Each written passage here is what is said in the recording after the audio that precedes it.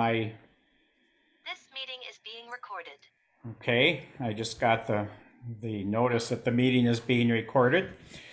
So I'm on my day job, I'm the director of the Center for Forest Ecology at the University of Minnesota, so I'm really interested in trees. And so we will get back to that later. But for now, at the annual meeting, it's our opportunity to report back to our members on all the 2021 work that we did on our partnerships, our projects, and our finances. I would like to introduce the board members. So, and if your camera is on, you can wave when I read your name. We have Terry Ashmore, who's the treasurer, Faisal Rayani, who's the vice president, Diane Connor is an at-large representative on the board, David Evinger, also at-large representative, Norman Mathers, at-large representative, Mark Nelson is land use chair and at-large, Kate Olender, at-large representative on the board, Gary Simpson is the former board president and at-large on the committee at this point. And then we have John Van Heel, who's the Hennepin-Lyndale project co-chair and an at-large member of the board. So that is our current board. And at this point, I would like to also introduce Jana Mecci, who is our executive director.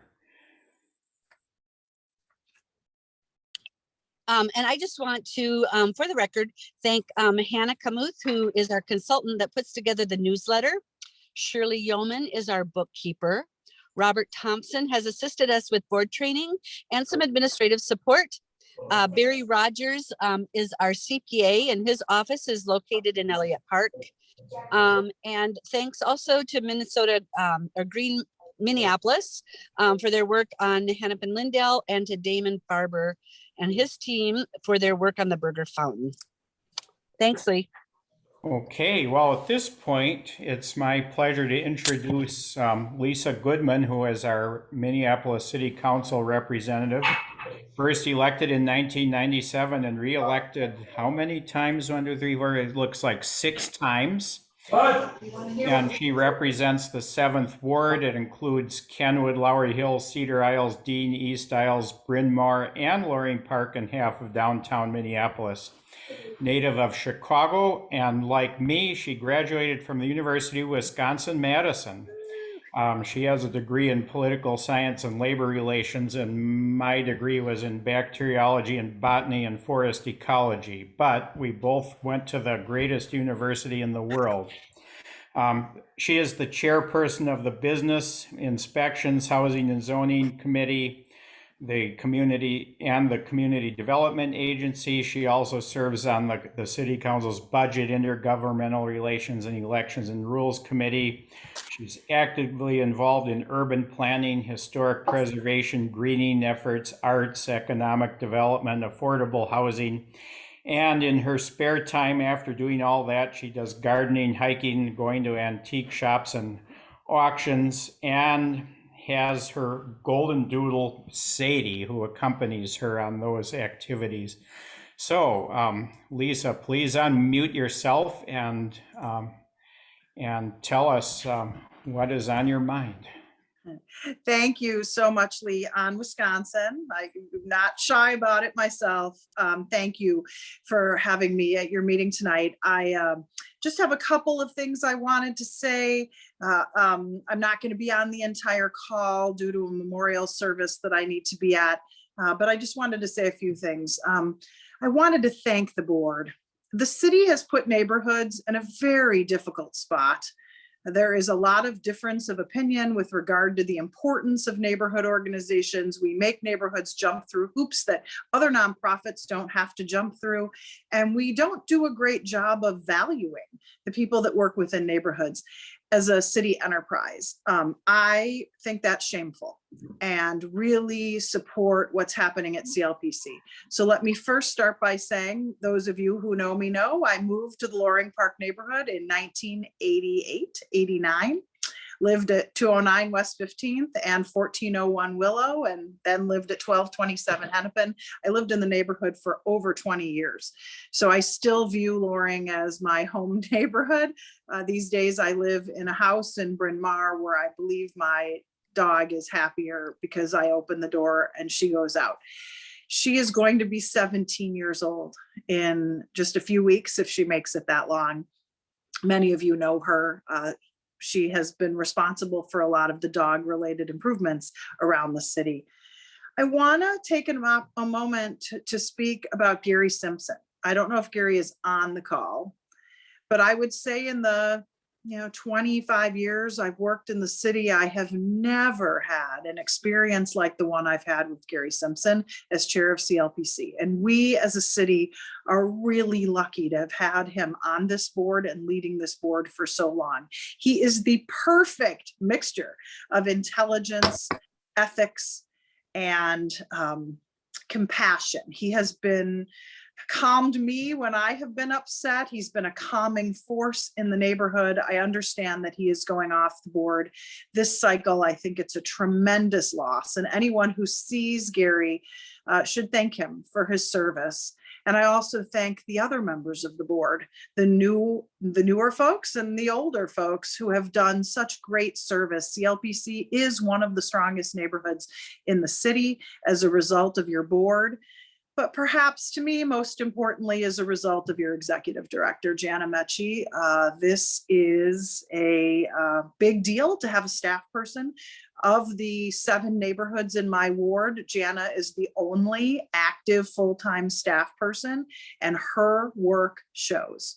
I just want to point out that we have one of the most unique public safety partnerships in the city because of Jana's work, because she's the one who doggedly reminds us that we need to bring to the table everybody working on public safety issues, from police to parole, to judges, to lawyers, to neighbors and business owners. The Nicolette Safety Partnership would not be what it is if it was not for her work directly. And I just need to point that out.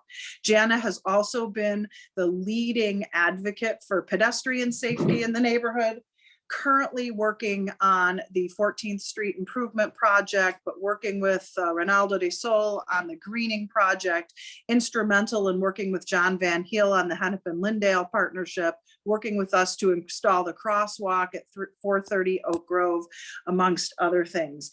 No neighborhoods have this level of involvement in important city work as CLPC does, and it's a big deal. And in a time at which neighborhoods have been under attack, this one has really risen to the occasion.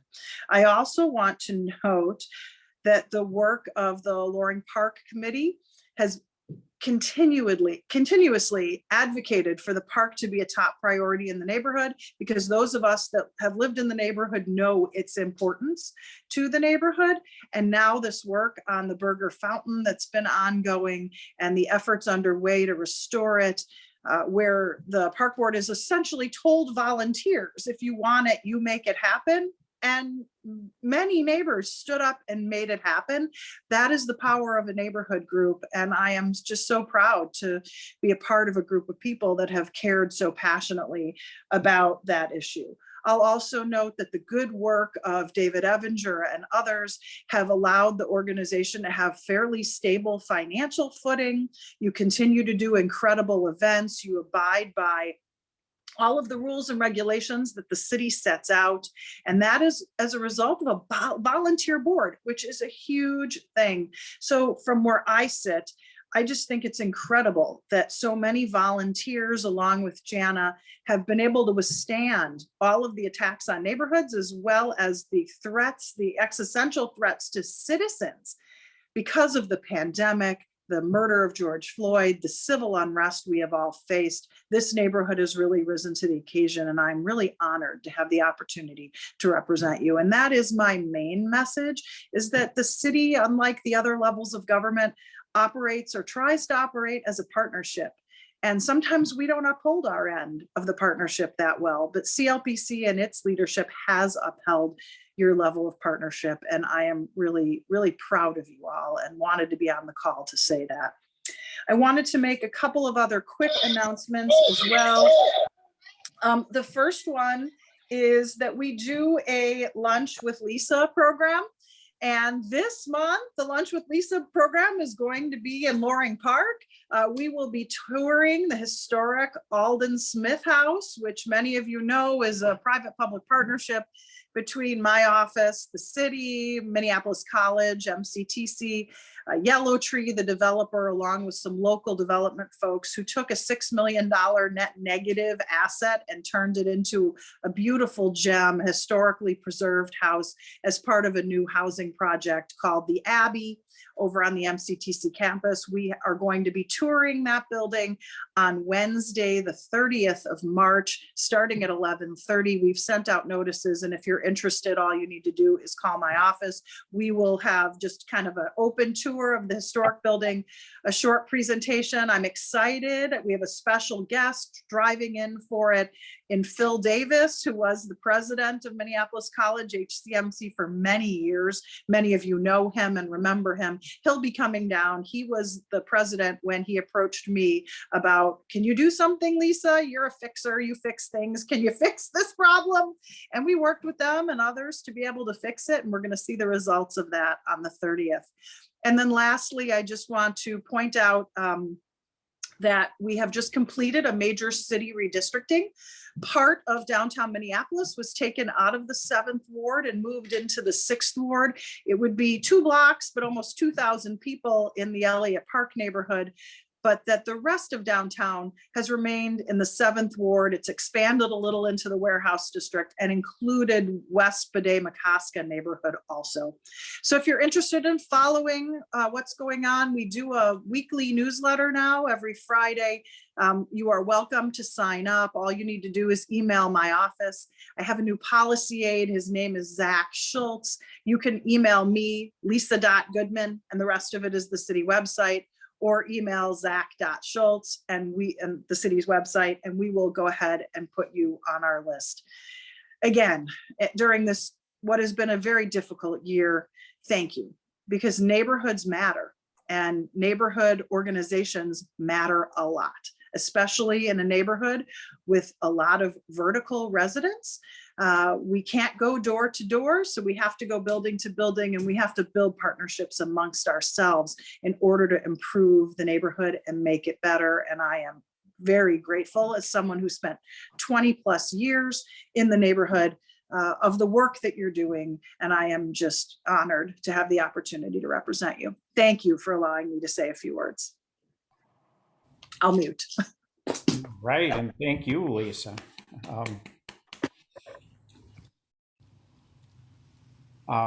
Yes, that was a great overview of our neighborhood. It's better than we could do ourselves, as a matter of fact. So, and I know you're busy, so you probably need to move on now to your other event.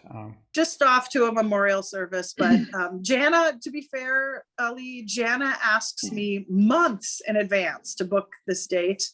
I would never want to disappoint her or anyone else, so thank you. All right, you are welcome. Okay, so at this time, we move on to the electronic voting overview, and we have another one of our past presidents, and Christopher Hofer, and who I think was the president when I was first on the board several years ago. So Christopher, go ahead and unmute yourself and give us the overview for the voting process. Great. Welcome, everyone. Tonight through tomorrow at 8 p.m., we're going to select the new board members or returning board members for CLPC. There are 7 open board seats, and we have received 6 nominations to date, and I will announce those. And in addition, I'm going to call for nominations from this Zoom call. Feel free to nominate someone else. I will confirm with that someone else if they're willing to accept the nomination, or feel free to nominate yourself. That is very welcome, because quite frankly, it saves a step as well. At the close of that, I'll call for the ending of nominations with 3 calls for, are there any more nominations, any more? And at that time, we'll close the nominations. And then I'll offer each nominee, new nominees from tonight and existing to the 6 nominees that have already put their names in, to take up to 2 minutes just to introduce themselves, explain what brought them to Loring Park or brought them to the board or wishing to serve the community at large. And then at that time, we'll close sort of this part of the nominations and election process. And then the second part opens at 8 p.m. Minneapolis time. And it goes until 8 p.m. on Tuesday, so a 24-hour period in which you can go on to loringpark.org and vote. And also you can receive some information about the length of the board terms and the candidates and that kind of thing. So 2 general parts, the first of which we start off with calling for any nominations to serve on the CLPC board. Some terms will be 1 finishing out terms and some will be 2 years, but that will be sorted out down the road. But now, if anyone wishes to nominate themselves or anyone else, let's open the process, and I encourage people who are so interested to throw their hat into the ring. So with that long preamble, yes, John. Yeah, if I could nominate Alex Heller. Alex Heller. And Alex, are you on the call? So Christopher, Alex is on the call and he's already. Oh, he already is. I see his name. Yeah, he's one of the 6. Thank you, Janet. He nominated himself and he's on the list. Excellent. Excellent. Do you want to read the name of the 6, Chris? Yeah. Terry Ashmore, Lee Freelick, Alex Heller, of course, as we just point out, Faisal Riani, Vanessa Rabika, and John Van Heel. That's, by the way, if you're counting, that's 6 people. And we do have 7 seats open. So if anyone wishes to nominate themselves or someone else, it would be very welcome. The quiet is deafening. This is someone's chance to make their contributions a little bit more, I guess, official. I know that you all are here because you're all working already for the good of Loring Park, but I think the CLPC board works best when it's full and it's engaged and it's dynamic and everybody brings something to the table, and someone always has. So is there anybody else who is considering it and would like a nudge to be nominated? Fair enough. I will call for any further nominations from the floor once, any further nominations from the floor twice, and any further nominations from the floor 3 times. Hearing none, the 6 nominated candidates that I just read are welcome to take a couple minutes, introduce themselves, and what brings them here to this Zoom meeting today. Terry, do you wish to say anything? Sure, thanks, Christopher. My name's Terry Ashmore. I've been serving on the board and also serving as treasurer. My day job is at the Basilica of St. Mary, where I'm managing director and manage the business operations of the church. I've really appreciated being able to get to know people through the board, more people in the neighborhood, specifically working closely for the Nicolette Safety Coalition, which is really important to all of us. Also with the Raída del Sol project and with John Van Heel on the Green Minneapolis Coalition. I'd love to continue that work. I ask for your vote and I appreciate the opportunity to serve. Thank you, Terry. Lee, do you have any, wish to make any comments? Sure. Yeah, I'm the current board chair, as you know, because I've been narrating the meeting tonight, and I am an expert on everything that has to do with trees, forest fires, windstorms, invasive species, climate change, anything that's a disaster for trees that I hope we can prevent is what I do. And everybody in the neighborhood feels free to contact me whenever they have tree questions. And I've worked with these greening projects that Terry mentioned as well. And actually, that's going to be an item that we're going to cover later. So I need not say any more about that. I'm happy to continue to serve on the board. I'm at the end of my third term now, and I think it would be great to have another term, and would be happy if people will vote for me. Thank you.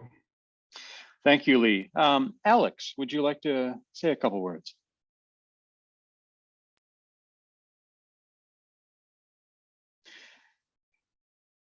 Alex, if you're speaking, you're muted. Is he still here?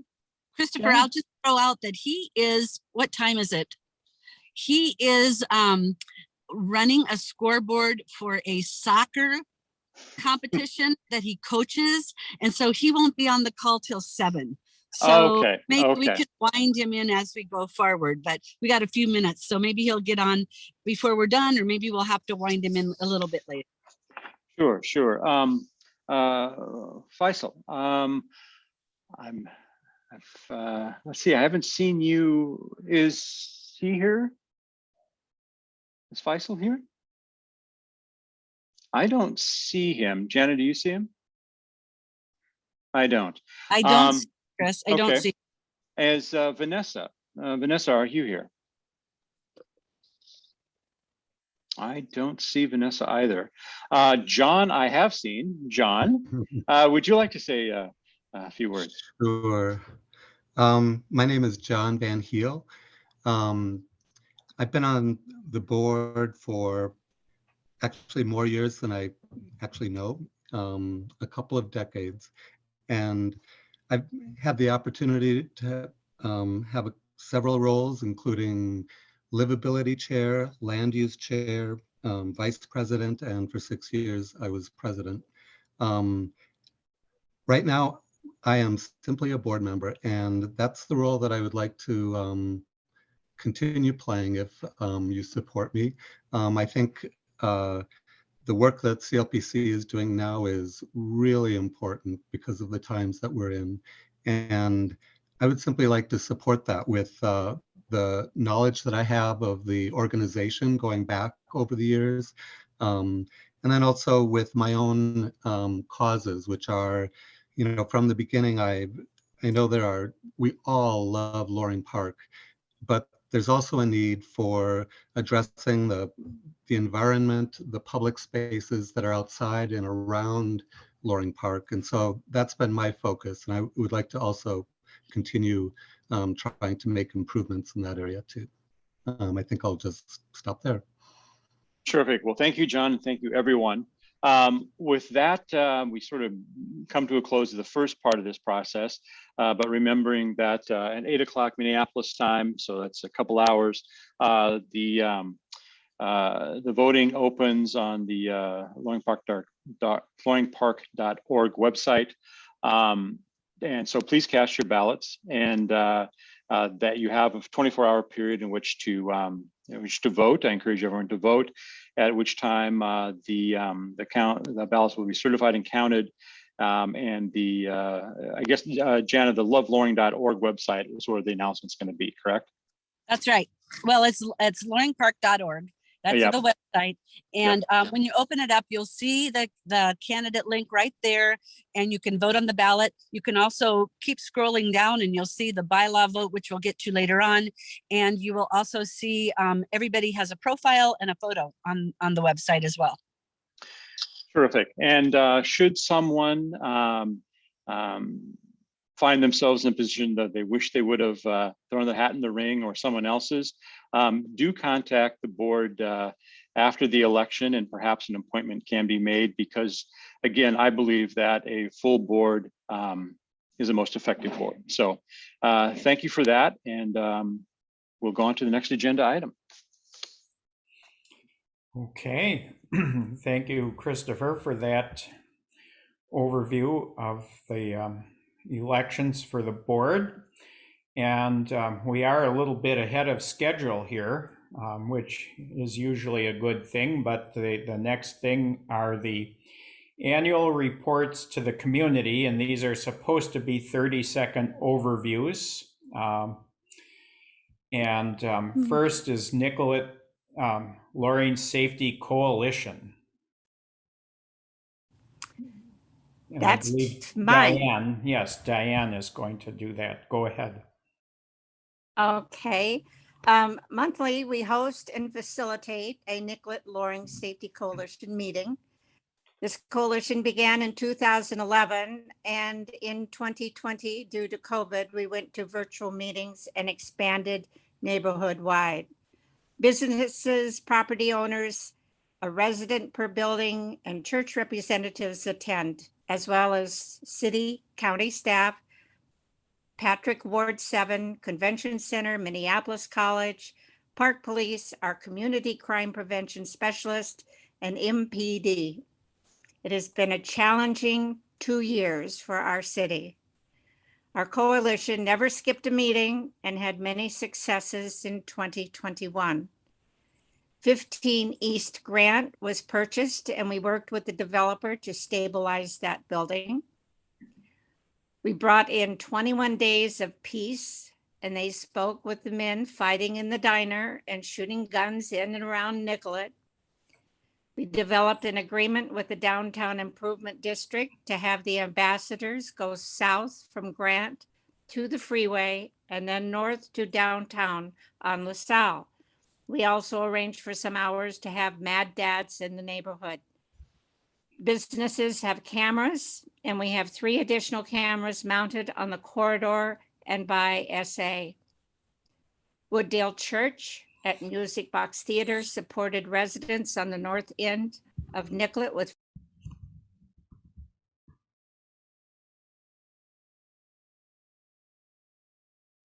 You've gotten muted somehow, Diane.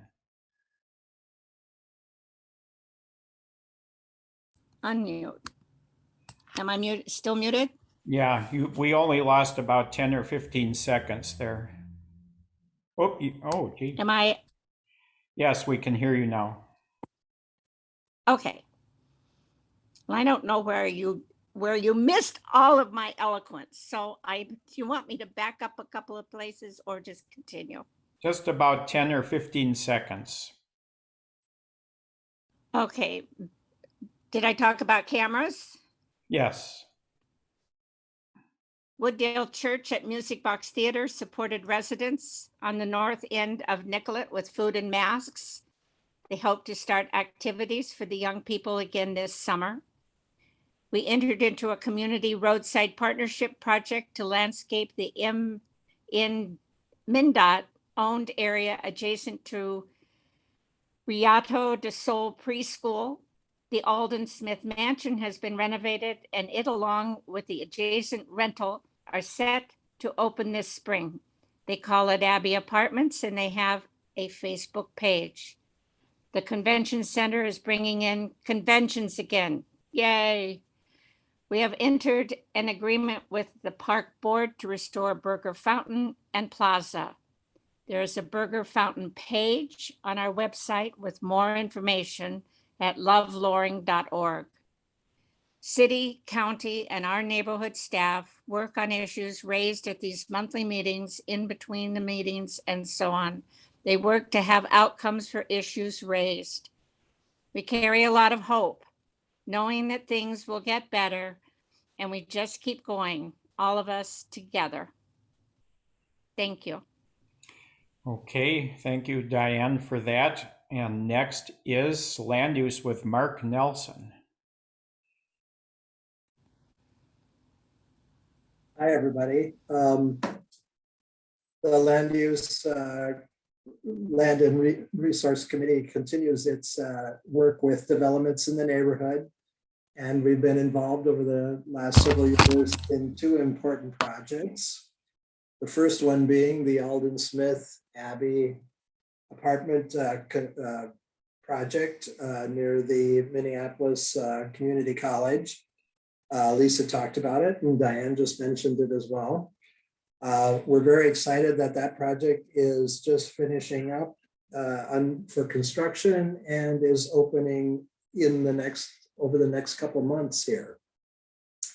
Once again, this project took one of our most precious historic resources, the 1887 Channy Whitney designed Alden Smith Mansion, and integrated it through a private partnership with the city and the developer into the new apartment buildings.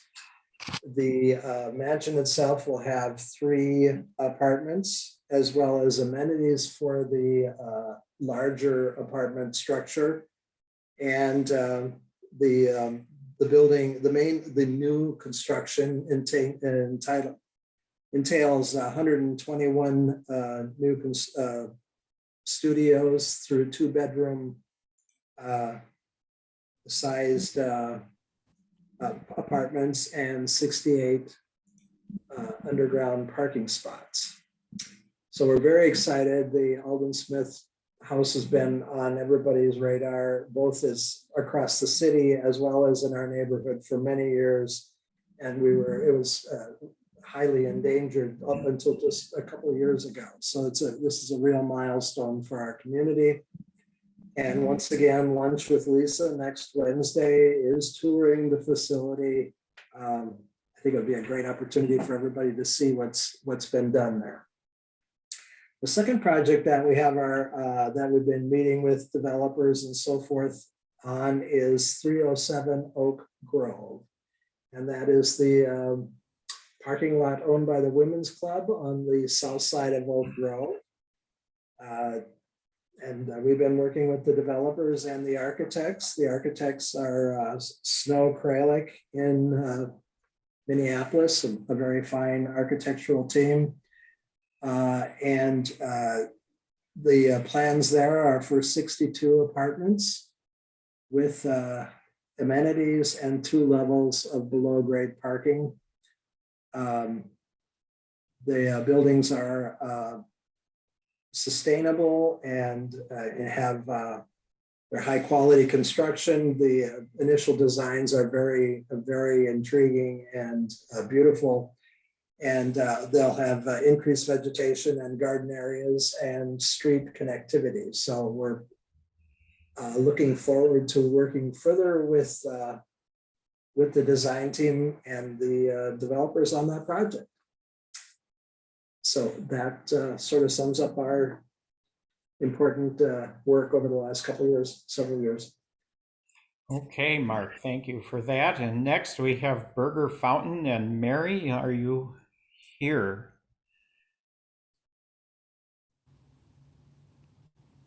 Please go ahead.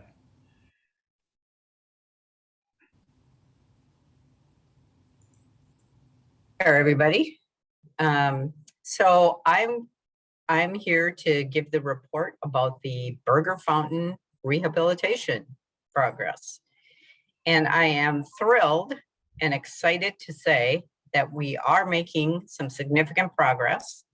We are currently working with a consultant team headed up by Damon Farber here in the Twin Cities. And they are doing pre-design cost estimates for us for the restoration. And they did, in December, they came and did an on-site investigation of the fountain and the underlying vault, spoke with park board staff and maintenance employees. And we recently had a first presentation from them on initial options and some of their findings to date, and we're moving on with additional meetings. And I feel very comfortable that once we finish this process with them, that we will have a very solid foundation to begin our next steps for the actual architectural design, and also and not only architectural design, but our further working with the park board, as well as our fundraising efforts. So I really feel like this is going to serve as a significant foundation for us to be able to move on and complete the restoration of the Burger Fountain. Okay. So that's my report. Thank you for that. And next we have Hennepin Lindale, and go back to John Van Heel at this point. Hi. The Hennepin Lindale Crossroads Partnership Project is now in its 4th year. Probably the most difficult part of the report is explaining what the project is. So I'm going to give it a try. So we all know the corridor Hennepin-Lyndale going from south of St. Mark's, or excuse me, actually Hennepin Avenue Methodist Church going north all the way to the Basilica of St. Mary. That property, all of the public spaces in there, even though it looks like city streets, it's actually MnDOT property. So MnDOT does not have extra funds. It has programs like the Roadside program to do ad landscaping, but it does not have extra funds to do maintenance. And so it really is upon the community of this really important corridor. I say it's important because of the institutions that are on the corridor. And I think I don't have to name them. I think you all know them. And I think it really makes that corridor one of the most important cultural corridors in the city. Over the last couple of years during the pandemic, it's the maintenance has been a little bit cut back a little bit, but we've been able to continue it because of the support of really the major institutions all along the corridor. And we are looking for additional support going into this season, and I'm hopeful we are going to get it, and possibly I hope increase some of the maintenance to actually improve some of the landscaping that's there now. I think that's my report. Okay, John, thank you for that. And next, Loring Park and Pat Davies.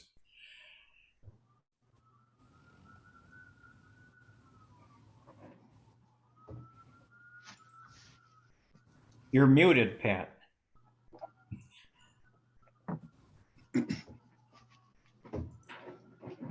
Unmute my audio. I'm representing Dave Heil, who's the president and out of town of Friends of Loring Park, with the great news that Loring Park and the staff is open once again, and we are so pleased.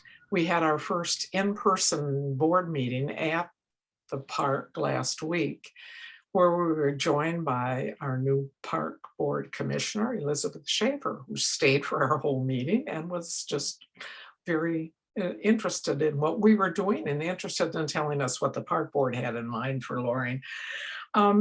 Major happenings at the park include the building, finally, of 4 new tennis courts, the complete rebuilding of the children's playground with great new climbing and exercise and challenging play sets, as they call all the parts, and a new kiosk at the end of the bridge, which tells you about what's happening and where in the park every day. And those are all friends initiatives. Most exciting of all is something that Mary Bourgeois already stole my best of what's happening is the restoration of Loring, in Loring Park, of the Dandelion Fountain, which is supposedly, and that's with the help of great Damon Farber as consultant, is supposed to open in 2023, which will be, I think, a great relief to the neighborhood to finally get that going again. The past year, Loring Park hosted a small holidazzle event, which we hope they'll expand next year, or this year, I mean, in the holiday season. We welcome back our park director, our great park director, Julie Sandine. We got a new gardener assigned to us. We added donor bricks to our garden. We added benches from donations. We installed a camera in the wood duck house, which is right outside the park building. And it's going to it's going to show into the park building the day the little wood ducks fledge. So, but we can't tell you when that's going to be, soon. Coming up, Loring Park will have an Earth Day cleanup on Saturday, the 23rd. teaching here. But here's a quote from a Jewish text from the book of Sirach. I'm sorry, I can't hear you. Go ahead. It was somebody who accidentally unmuted. So Oh, okay. continue. We're going to have an Earth Day cleanup on Saturday, which is the day after Earth Day, April 23rd, which we need volunteers for. We furnish gloves and instructions and bags, and it goes from 9:30 until 11 at the park. Another volunteer activity is gardening on May 9th, Saturday. Please join us. I hope everyone can join us for brunch and hear about our gardening plans and listen to a speech by Dr. Lee Freilich, who is our MC tonight. And Friends is also going to sponsor an artist in residence at the park, which to help mature and young artists experiment with plein air painting. We're going to sponsor the picnic operetta later in the summer. And with the Minneapolis Park Board, we're going to sponsor outdoor movies. Pride Festival will once again be at the park for the weekend of June 25th and 26th. And the Loring Art Fair, another old time venture in Loring Park, is going to be in the park July 30th and the 31st. And we hope Holly Dazzle and its ice skating returns for a whole holiday season. I want to thank the Minneapolis Downtown Council in advance for their consideration of putting that on again. And I'm going to end by saying that I hope you read our next newsletter, which goes to every resident in the neighborhood, because it will tell you how to donate to the Burger Fountain. And we're combining contributions from everyone: CLPC, Friends of Loring Park, the Park Board, our dedicated funds, but everyone can donate. We hope you do. Thanks. Oh, thank you, Pat, for that report. And next we have long-term financial stability. And David, go ahead and give your report. Good evening. The CLPC gets its funding from a variety of sources. At times, those sources and the amounts change and are not always consistent. We have a goal of providing some degree of consistent financial support for the CLPC. So trying to achieve that goal, it's going to involve evaluating and implementing an effort to create a permanent endowment for the CLPC. Our focus will be on primarily downtown contributors who see the merit and the importance of the Loring Park neighborhood to this entire downtown area. And so we're going to encourage your support and your advice and counsel. If you have any ideas about particular people or companies that we should talk to, let us know. But we will be starting that process probably this summer. That's it. All right. Thank you for that report. Next, outreach and expanding the use of Loring Park. And Faisal, are you here?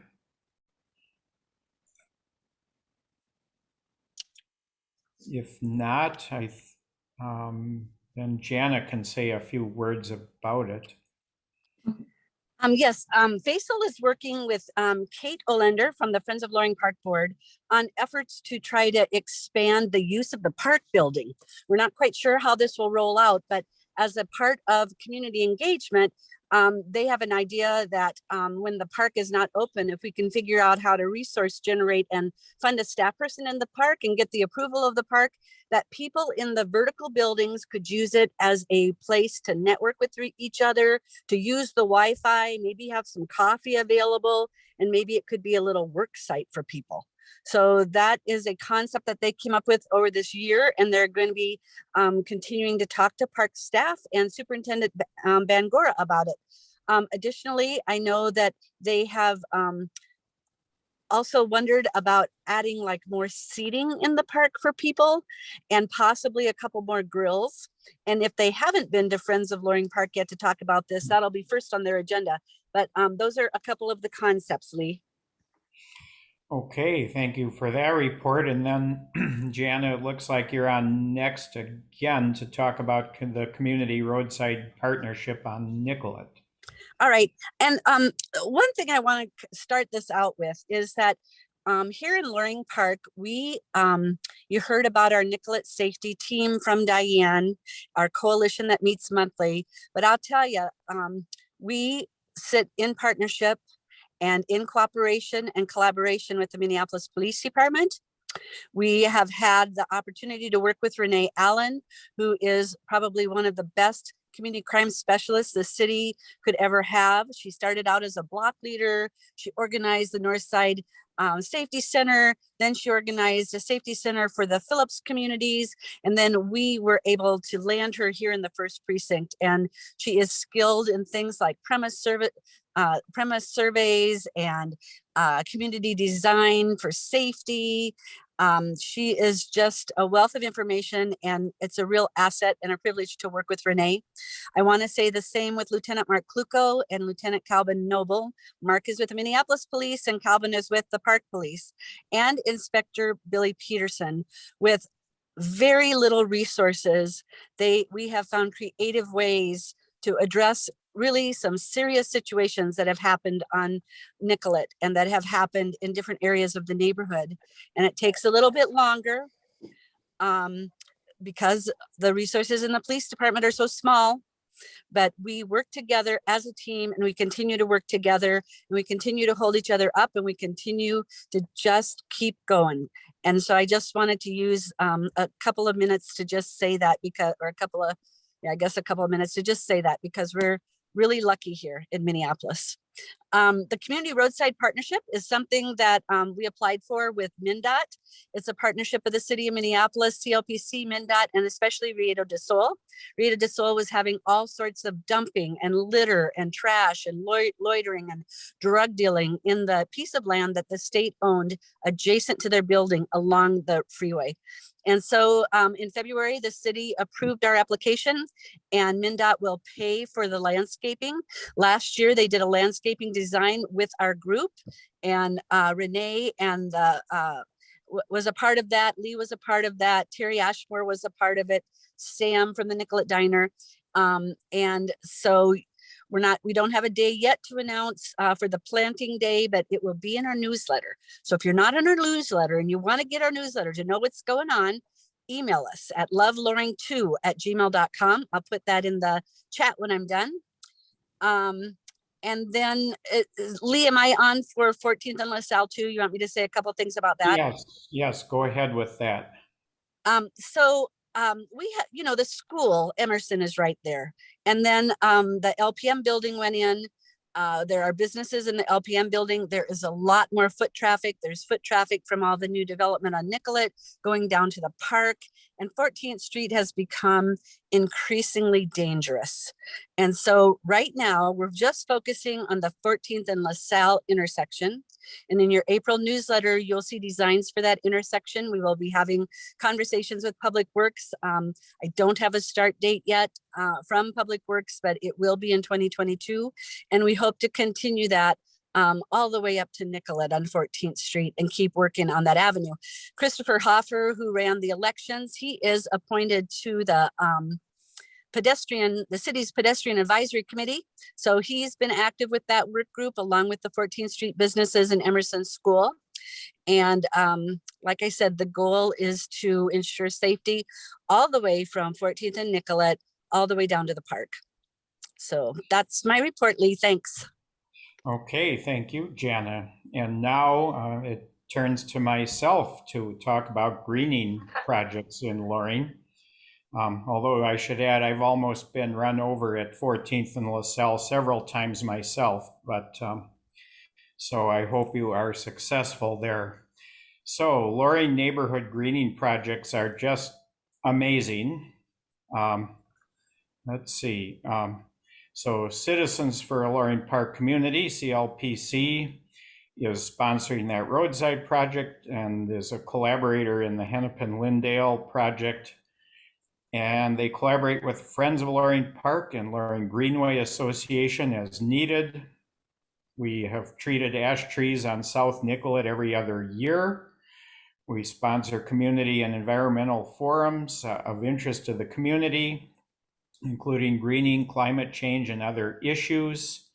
The Harmon Public Improvement District, more details on that to come later, but there would be more trees added on Harmon when that project goes through, expanding the neighborhood tree canopy to the extent possible, and at a street reconstruction project near the Loring Post Office.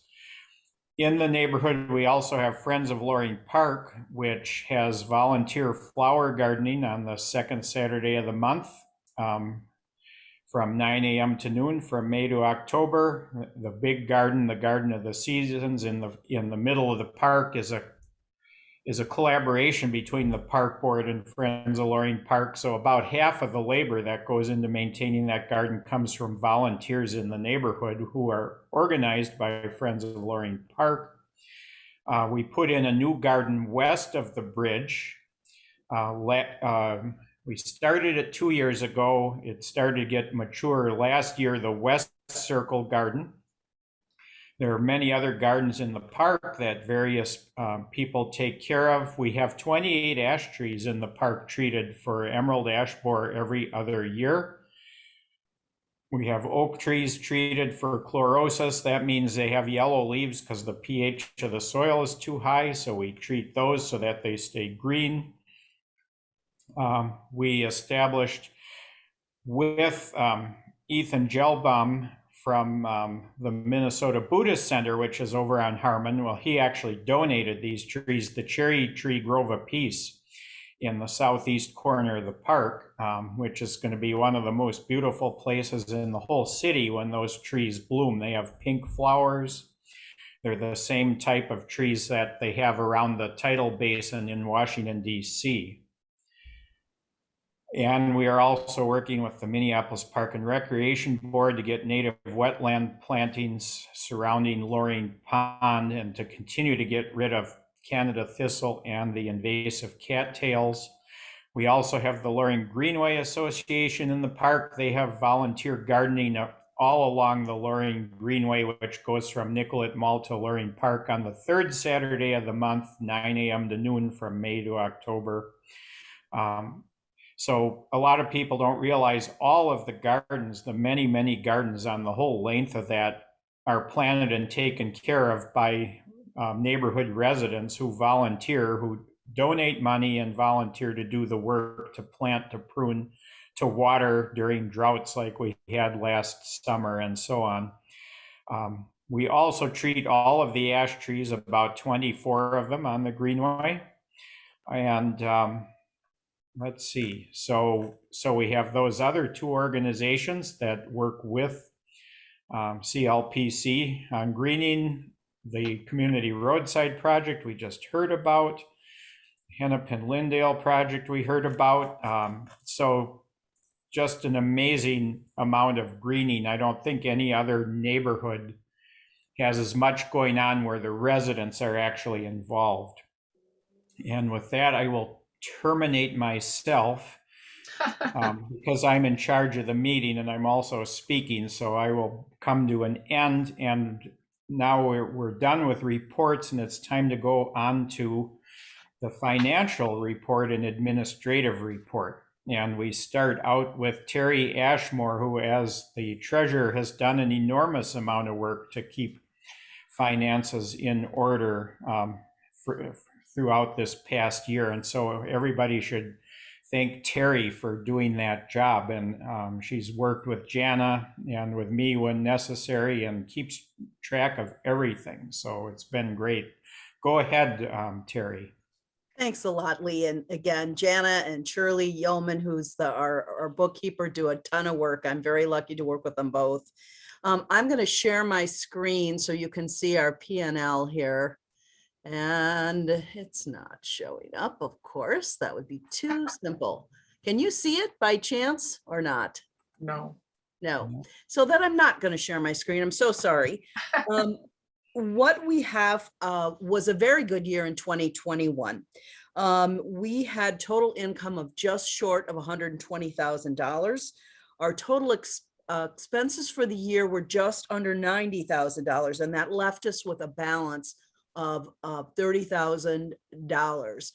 We were very lucky with a few things, some wonderful support from donors. We had an unexpected $10,000 gift, which helped us very much to have those dollars that can serve as a short-term cash reserve. We also did qualify for federal support through the COVID funding for the Paycheck Protection Program, and we received $13,750. That helped as well. But again, the donations for many things, including $2,000 for the neighborhood holiday party, which was fun and raised money, that was hosted by Norman Mathers, who's one of our board members, and John at 310 Groveland.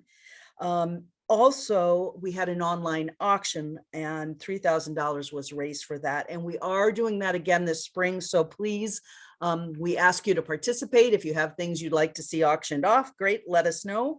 That will happen April 10th through April 14th. And that's a really important way that we do involve our neighbors and support the work of CLPC.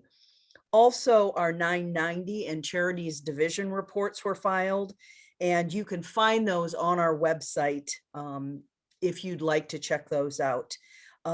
We have closed out our 3-year community participation contract. The final year ended on December 31st of 2021. And we were awarded another grant from the city for this coming year. So we will be working on that and reporting on how we use those funds. Again, I just want to say a special thank you to all those who donated both cash and in kind. Thank you to all those that contributed and helped us have a very good year. That's all I have, Lee. Okay, Terry, thank you for that report. And now we go to Jana, who has also done a great job this last year, as our council member Lisa pointed out. So Jana, go ahead and give your report. Thanks, Lee. The first thing that I want to say is, Norman, will you wave at the screen so everybody knows who you are? This holiday party happens the first Thursday of December, and John and Norman organize it. They donate everything, the food, the entertainment, everything. And then they also put out a donation jars for CLPC, and we raise a lot of money. And like Terry said, we can't use city funds for events or activities or block parties or those types of things. And so it's just a wonderful thing. And I just wanted to give a shout out to you, Norman and John, and thank you for always doing that. It's just wonderful. My report is kind of twofold.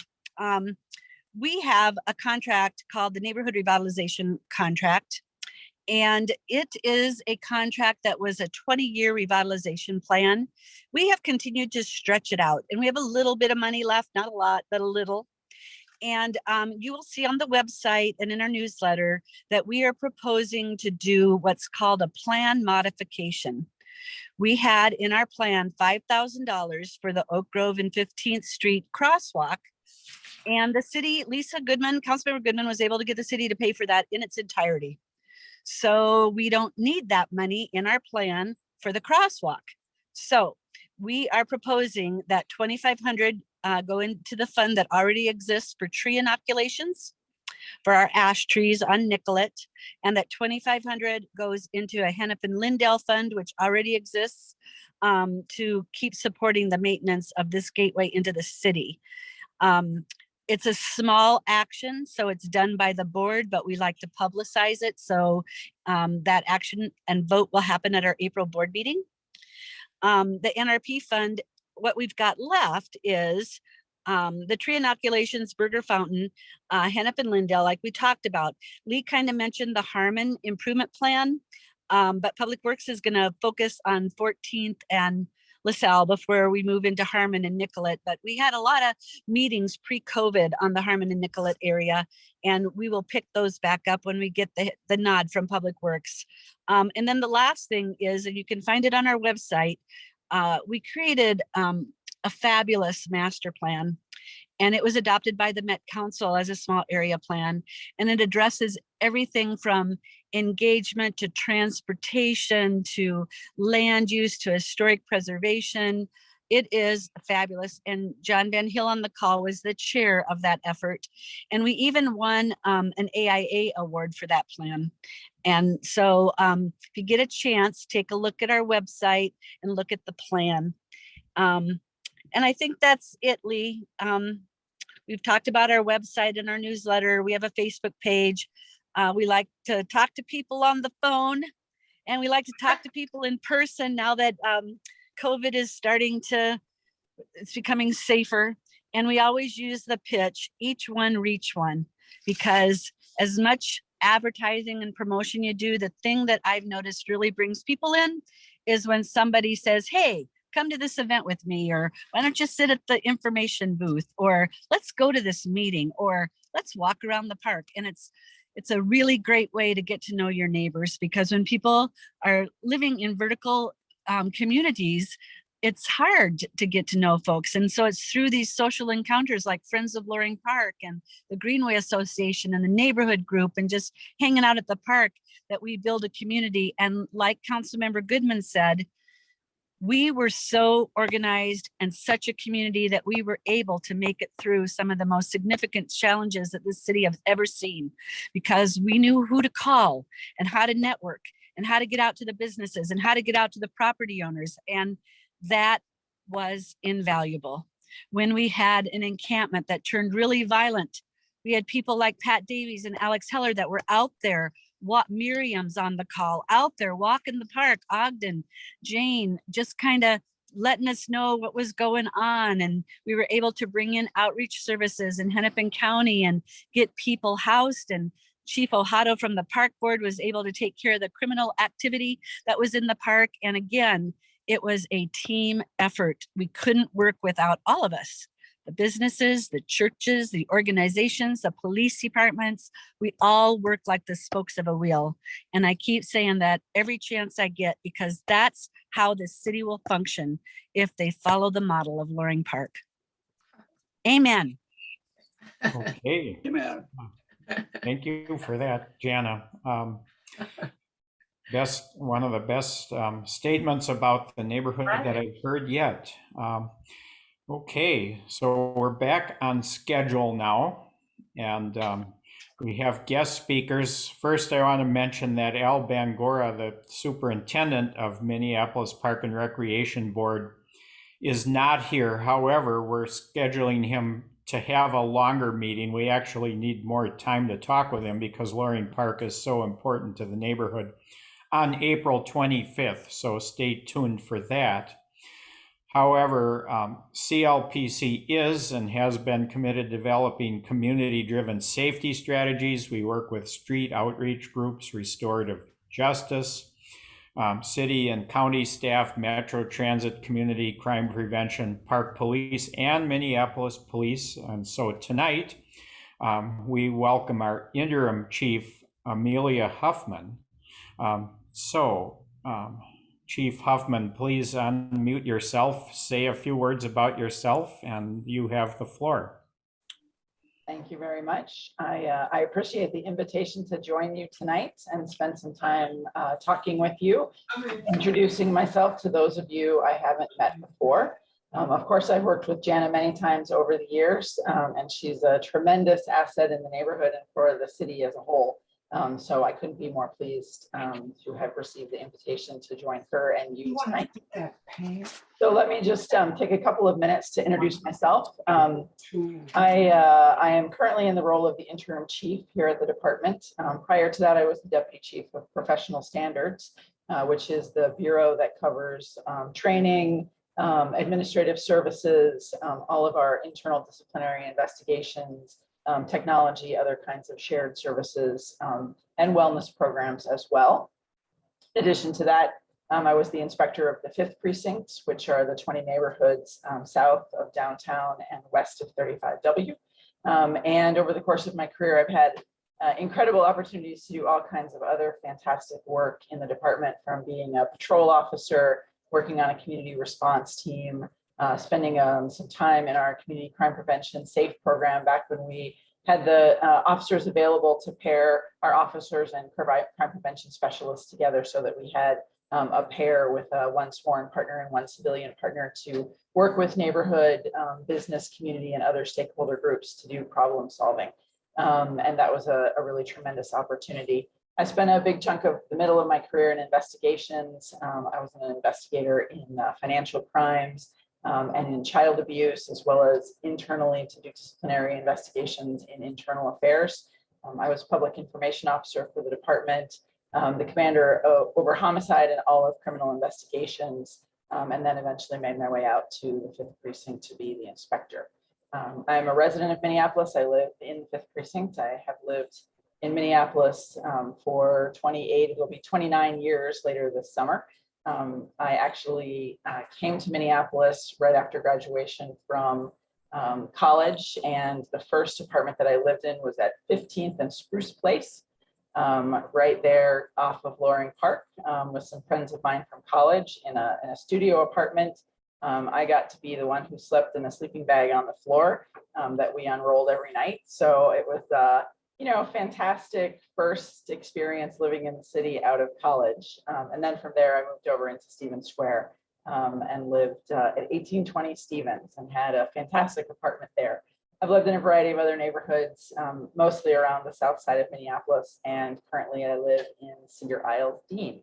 So I love the city, have always loved the city. I appreciate everything that we have to offer here, even in the face of the most difficult times that we've had in the past 2 years.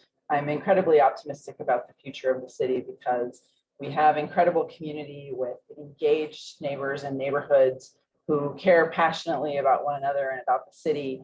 We have fantastic amenities, the parks that I know you've mentioned several times, the bike paths, the incredible cultural institutions, the restaurants, schools, all of those things make Minneapolis an incredibly fantastic place to live. So I'm proud to be a Minneapolis resident and to love the city. I say that every time I have the opportunity to speak publicly, because I don't think in the police department we talk about that enough. But I do love the city, and I also love the department. We have tremendous officers working here who are dedicated and passionate about the work that they do. And we don't these days get to tell that story often enough. But I'm incredibly proud of the men and women that I've worked with, both sworn and civilian professional staff over the years of my career, and the sacrifices that I have seen them make in order to provide the best possible public safety services to folks over the years. So, you know, as I step into this role, I have talked a little bit in other public appearances and in some of the press conferences about some of the values that I think are most important for us as a department to be able to articulate, particularly after the last few years with civil unrest and the incredible pain and damage that has taken place in our city. There has been, you know, so much uncertainty and fear and chaos and grief, to be frank, in the city as a whole, and also internally here in the police department. You can imagine an organization that loses a third of its personnel in about 20 months, that is incredibly destabilizing, and that there is a lot of grief associated with that as well. At the same time, you know, we're now at the cusp, hopefully, of rebuilding, and it's really a time for us to invest in the mission that we have and the purpose that we have. This job, I believe, is a calling to do something that is larger, to be part of something larger than yourself. It's a mission to protect lives and preserve freedom, keep the peace, safeguard people's property and livelihood, and uphold the law. And that we really have to work in partnership with community, as Jenna was describing, around the efforts for safety in the Loring Park neighborhood, to really build a safer and more peaceful city together. And, as we move forward and we talk a lot about police reform, I think it's important for us to remember that many of the things that we're talking about now, working in partnership with community, really understanding how community envisions a safer neighborhood, and ensuring that we have support of the community, these are not actually new concepts. And way back in 1829, Sir Robert Peel in London laid out the tenets of what we understand as modern professional policing. And one of the most important tenets that he enumerated was the fact that the ability of the police to perform their duties is based on the public's approval of the police actions. And that requires making sure that we use appropriate de-escalation techniques, that we use persuasion, advice, and warning when at all possible to avoid the need for the use of force. And then we have to maintain a relationship with the public where the public feels that the public are the police and the police are the public, that these two institutions are not separate, but are collaborative and working together. I really do believe that this job is a sacred trust, and that the most important thing for our officers to remember is that the reason that we do this work is to care for and safeguard members of the community. That is the why at the heart of everything that we do. Of course, what we do and what we want to do is to provide the whole range of professional police services, everything from the prosaic to the heroic, taking reports, collecting evidence, comforting people who are bereaved, working with paramedics and fire to provide emergency medical services and care for folks who are sick and injured, writing reports, investigating cases, giving referrals to folks who have questions and need to connect with other city services, answering questions, giving directions, arresting offenders who harm the community, testifying in court, attending community meetings. These are all part of comprehensive police services. While our ability to provide services as quickly and as comprehensively as we want is definitely stressed by our staffing levels at this point, we are committed to being a fully comprehensive professional police agency that is able to meet the needs that the community is enumerating. And of course, we recognize that how we do our work is important as what we do and why we do it, and that procedural justice is the heart of everything we do. How we treat people is incredibly important, and the expectation for our officers is that we treat people respectfully, that we give people voice, that we work to build trust, and make sure that we are appropriately neutral in decision making, so folks feel like their voices are heard and that their perspective is taken into consideration.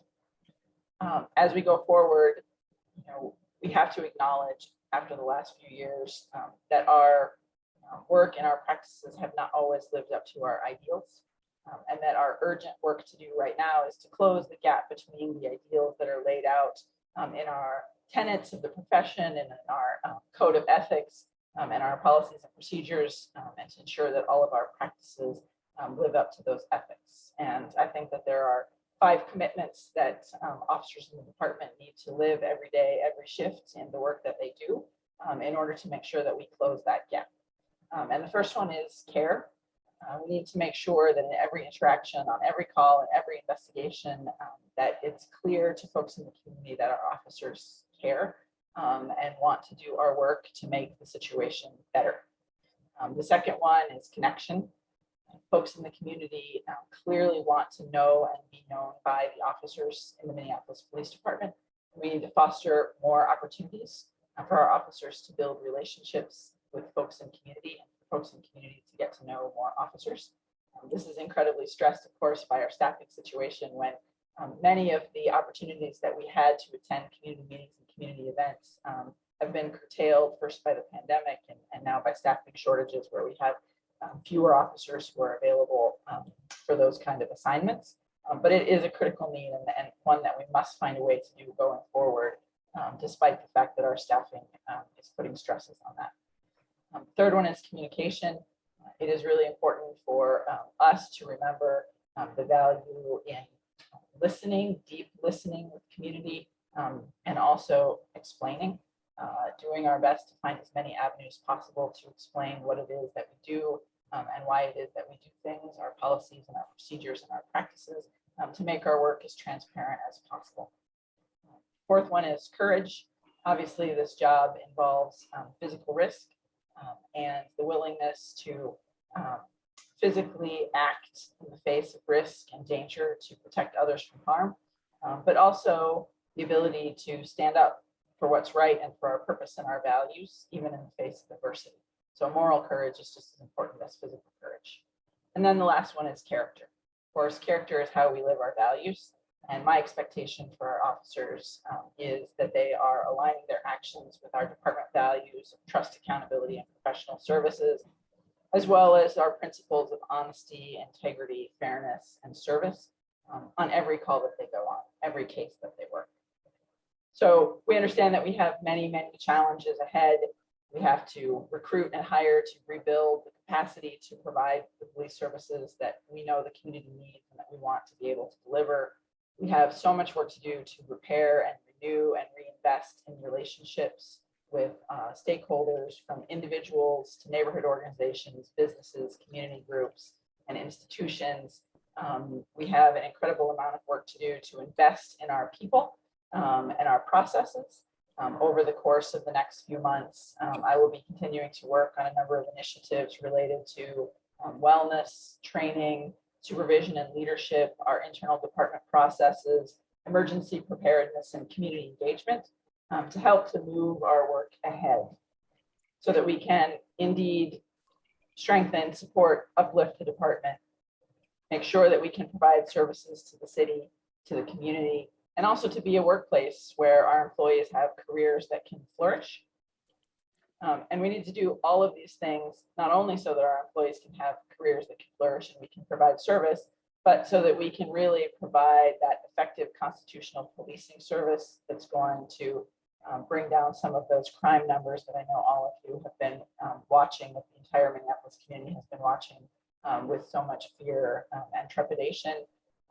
Our crime, of course, continues to be up. 2021 was up over 2020, and 2022, even though we're only in the first quarter, has seen a rise in violent crime again. To take on crime, we need to have effective processes. We need to be able to be looking, using data at the most effective interventions that are very strategic and very targeted at the kind of violent crime problem that's really tied up with racial disparity in the city. So if you look at violent crime, it is arrayed extremely disproportionately across the 5 precincts. The 3rd precinct south of downtown and east of Highway 35. And then, of course, the near north side bear the brunt of violent crime. And more than 60% of violent crime takes place in our most racially diverse neighborhoods that also experience the most poverty. And if you look at shooting victims over 2020 and 2021, over 80% of the victims of shootings in the city are African-American neighbors.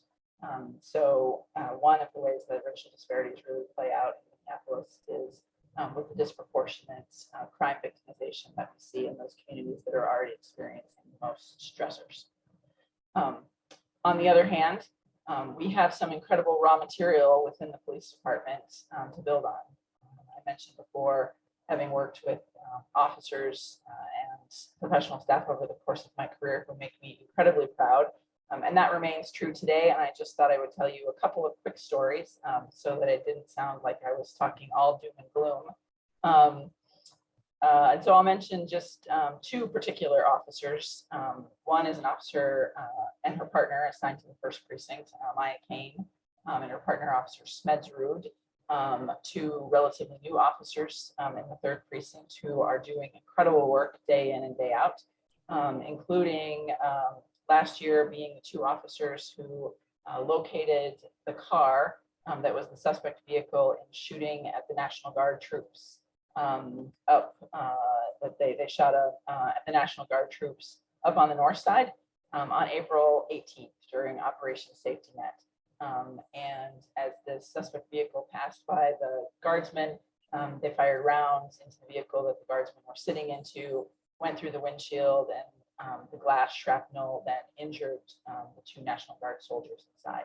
So when they reported for work later that day, Officer Kane and Officer Smedzrud, they studied the description of that car. They wanted to do everything in their power to identify that vehicle, take those folks into custody so that they could be held accountable and wouldn't hurt anyone else. And they spent hours looking for that vehicle. And sure enough, they located it over in Cedar Riverside and were able to stop it in a felony stop. Eventually, the suspects inside, the 2 suspects inside, were taken into custody without any incident. They found a discharged casing in the car, and then the passenger admitted that there was a handgun hidden inside. So a search warrant was executed on the vehicle. 2 firearms were recovered. One of them was traced back using ballistics to the incident with the National Guard soldiers who were injured. And the driver of that car was eventually charged with multiple felonies. He had 44 prior arrests in Hennepin County. So it was really incredible piece of work there by Officer Kane and Officer Spencer.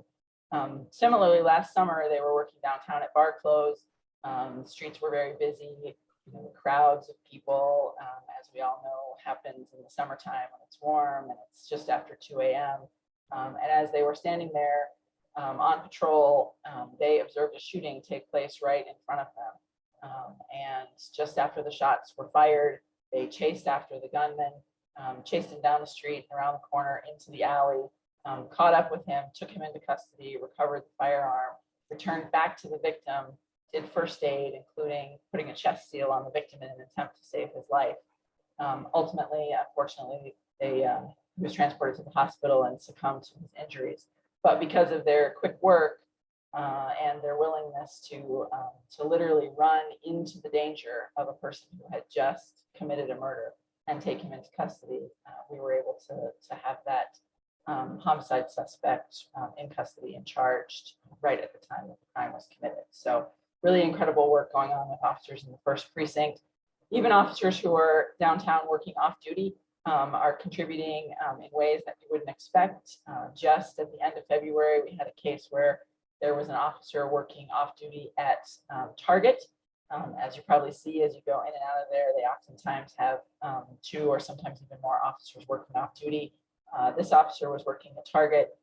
He was looking at folks who were coming and going from the business, and he recognized somebody who had come into Target as being a suspect who was wanted in a murder case. And so he was able to take him into custody right there on the spot and recover the gun that he was carrying during that off-duty work shift at Target. So incredibly good work that happens every day downtown that you probably haven't heard about. So I just wanted to relate a couple of those incidents to you tonight so that I could end on a happy note. I'm happy to take questions as well. I know I have talked at you for a long time. Once I get going, I can talk and talk and talk and talk, but if there are questions, I am more than happy to take them.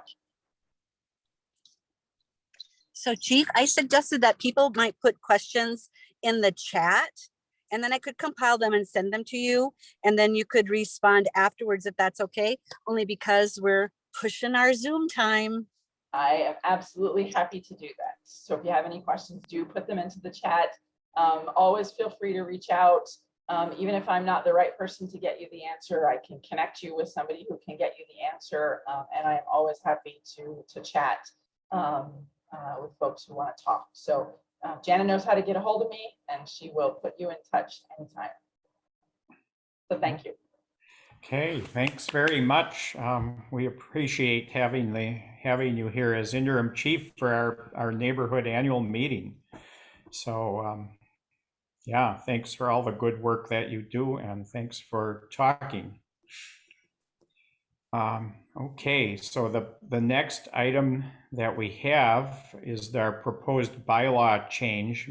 Gary Simpson was going to do this, but he's in Austin, Texas, and they have a tornado warning right now. Although I just checked and the tornado has actually moved past Austin, so presumably he's okay, but I don't see him on here. So I guess that means I'll have to read this proposed amendment. Lee, I could do it. I'd be happy to do it. Sure, go ahead and do it in the absence of Gary. So also everybody can look at the chat too, because I put the agenda in the chat with the wording of this.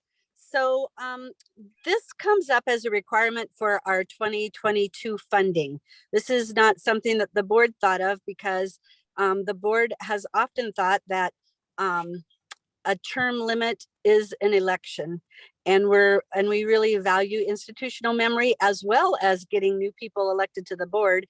And by our bylaws, we can also appoint seats so that we can fill the diversity qualifications of our board. And so it was an unnecessary add, but it was required by the Neighborhood Community Relations Department. And I just want to say that clearly to everyone who are members. And so there is a vote that is on our ballot. So when you go to vote for board members, you'll also see a vote for this bylaw. And it's Article 6, Section 4 under board tenure. And what it says is that no more than 25% of the board can be seated for more than 6 years. So you'll see that on the ballot. You vote on the ballot when you go to vote for candidates. And that's it. Thanks. Yeah, it's 6 consecutive years, I should add. Yeah, Pat, did you want to say something? So the language just says 6 years. It doesn't say 6 consecutive years. Oh, what I have here does say. Do you want me to, I mean, we vote, when we voted, we didn't say consecutive, but that's a good point. People wanted to make a motion to make it consecutive. You should do that from the floor, and I can add that to the ballot. Can I ask who can vote? Just board members or anybody that's on this meeting? No, Pat, everybody can vote. Anybody who is a member of CLPC. So that means live, work, or own property in the neighborhood. Huh. So certainly you can vote. So, and you can vote for board members too, because you're the neighborhood organization. Oh, right. No, I understand that. Okay. So Yep. I'll make that motion to change the language to say that no more than 25% of the board can have served more than 6 consecutive years. Okay, we have a motion on the floor. Do we have a second? And it looks like Dennis has raised his hand.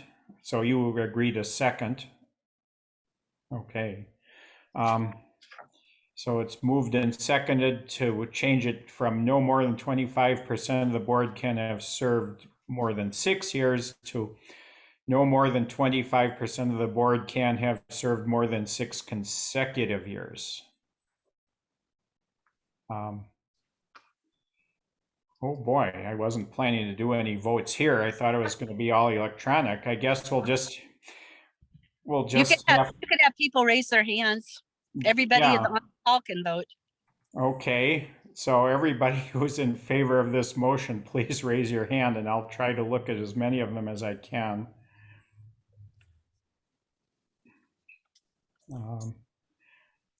Boy, I'm seeing a lot of raised hands, and it's surely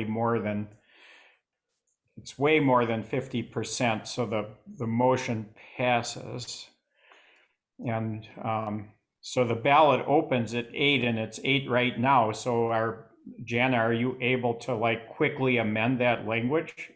Yep, I'll get to Hannah right as soon as we close the meeting. Okay.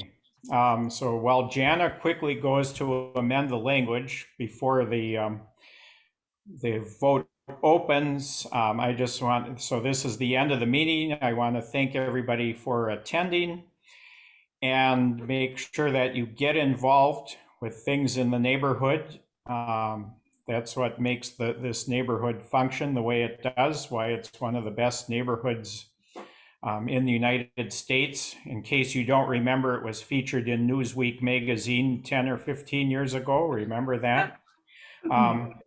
Don't forget about the Love Loring online auction, April 10th to the 14th. And among other things, you can bid on having me give you a tour of Loring Park and lunch with our new commissioner for the park board, Elizabeth Schaefer, among many interesting things on the online auction. Again, April 10th to the 14th. Earth Day cleanup at the park is April 23rd at 9:30 a.m. Twin Cities Pride, we're going to have a booth there, which we usually share with Friends of Loring Park. So you can volunteer to do a shift there. That's the weekend of the 25th of June. Same for the Loring Park Art Festival, which is the weekend of the 30th of July. We will have a booth there, and we will need people to volunteer in 2 or 3 hour shifts to fill the 2 days of the art festival. Don't forget to sign up for the newsletter at loveloring2@gmail.com. If you're not already getting the neighborhood newsletter, check out our Facebook page and our website, which is loringpark.org.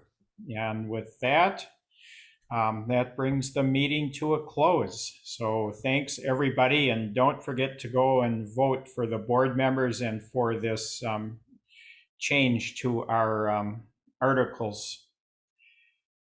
So, all right. Good evening to everybody. And again, thank you for coming.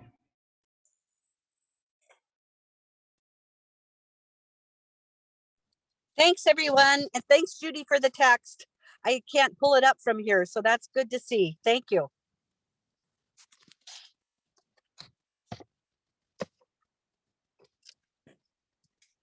Bye, LaDonna. Nice seeing ya.